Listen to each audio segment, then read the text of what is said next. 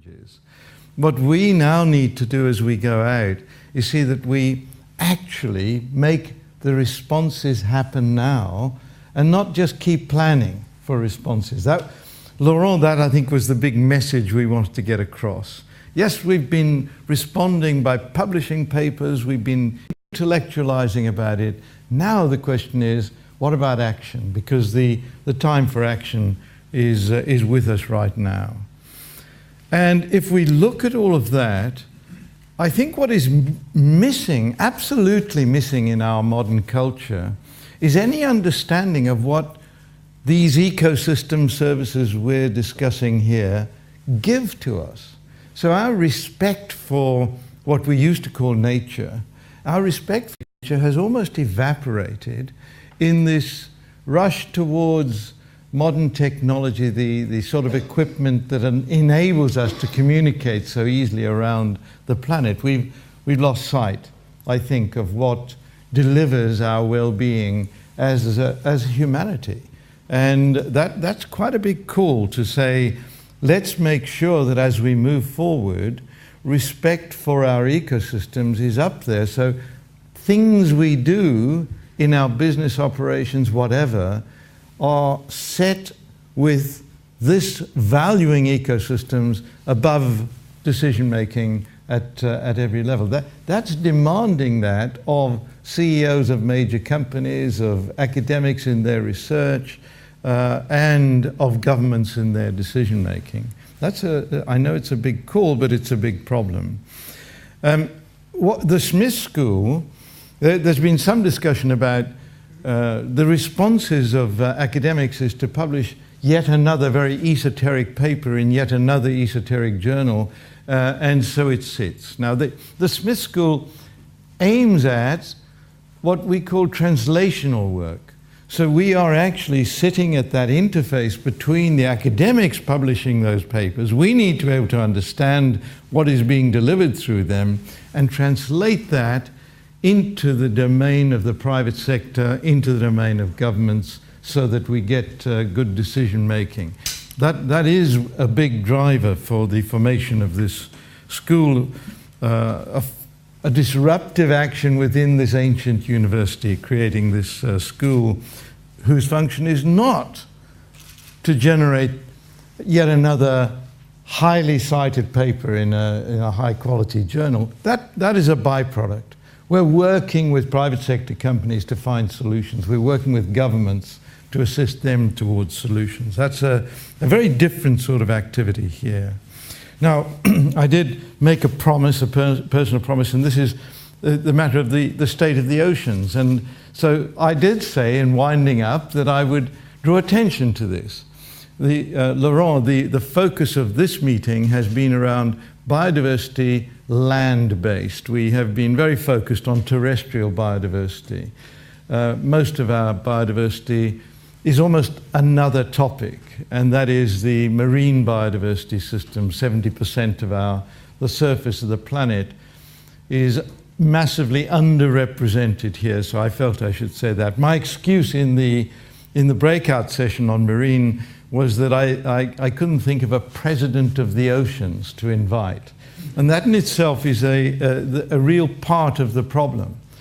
Land masses have presidents and prime ministers who have responsibility to their piece of land. The oceans are sitting there with no nation, no people, no person with a responsibility for the oceans. And so as we move forward, the devastation of our oceans, let me say, is quite terrifying. We are acidifying the oceans. The figures arise from carbon dioxide going to the atmosphere and into the oceans. The oceans are warming up. The response of the ocean system is very negative to these changes. And the changes are changes that we need to go back more than 1 million years to see in the past. And we know the kind of devastation that is already beginning to cause. At the same time, then we human beings are overfishing the oceans. So these activities in the oceans threaten to destroy our life system. Why? Because of the food chain. the beginning of the food chain is in the oceans. And so it is not only the fish that we human beings take out of the ocean and these very large fish that are becoming smaller and smaller in number, but also the fact that the plankton and the small creatures that eat the plankton and the larger creatures that eat the smaller creatures and so on, this is a big part of our food chain. The birds critically need the krill that is developed in that process. That is only a beginning of my promise on marine issues, let me assure you. I want to finally say that we have talked a lot about the human footprint crises of the 21st century here. And we all know that as we try to focus on the issue of terrestrial biodiversity, we're leaving other things out.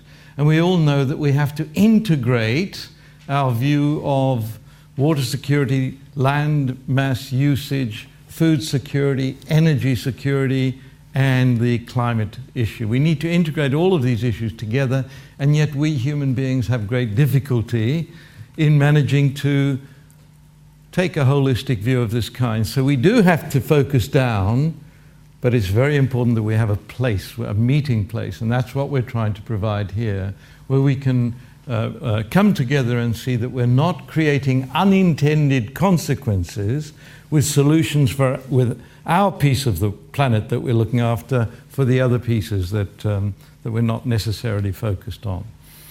I think that was the major set of points I want to make. I do want to say that the artists have, I hope, reminded us of the critically important nature of behavior change. We have been discussing behavior change. It's not as if we don't understand this. But what a wonderful illustration from this group down here. Let me get it right. What if we got it wrong? I do think that's a wonderful summary of the human plight in the 21st century. We were so proud of what we delivered in the 20th century. Human well-being improved beyond all of human history before, and yet we're left with these massive hangovers from all of those successes in the 21st century. What remains for me is to... Oh, I did want to say one more thing because we haven't touched on it. We all tend to talk amongst each other and pat each other on the shoulder and say, how well are we doing?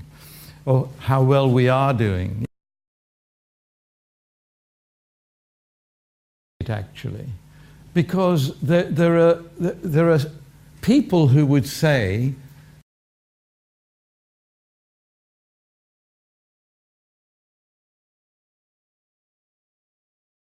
these issues.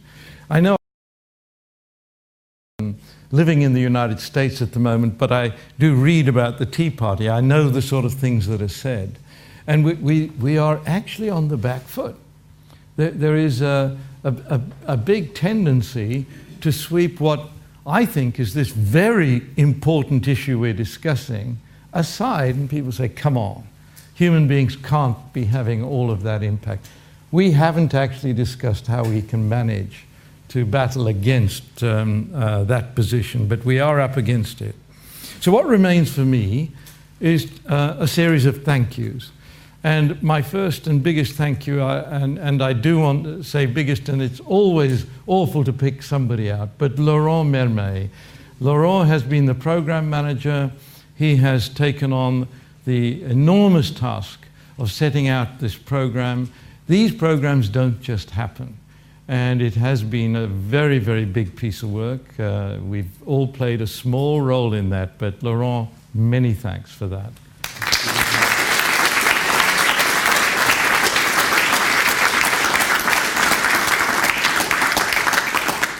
Every World Forum needs a program director like Laurent.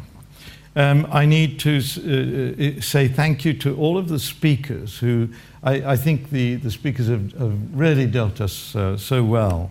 To the chairs, we've had a series of remarkably good chairs. We're not such a good bunch of people, but the chairs have looked after us very well. The facilitators and the rapporteurs have all put in a tremendous... We couldn't have successful breakout sessions if we didn't have outstanding facilitators and rapporteurs. And that really has worked very well. There's the people in green. I want to thank all of the people who've been helping it in the process and allowing us to...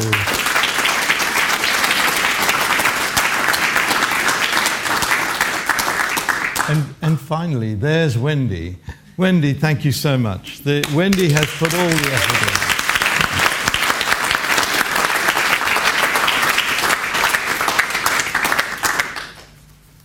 Thank you to all of you. This is the end of this meeting. It's the beginning of the next phase of our work. Thank you very much.